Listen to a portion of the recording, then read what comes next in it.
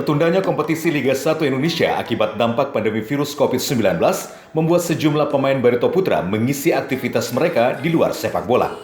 Dua di antaranya dilakukan Kapten Tim Rizky Ripora dan penjaga gawang Aditya Harlan yang sejak 2 hari ini sedang berada di Pulau Dewata, Bali. Kedua pemain paling senior di skuad Laskar Antasari ini tengah mengikuti uji lisensi pelatih sepak bola kategori C AFC selama 2 pekan ke depan.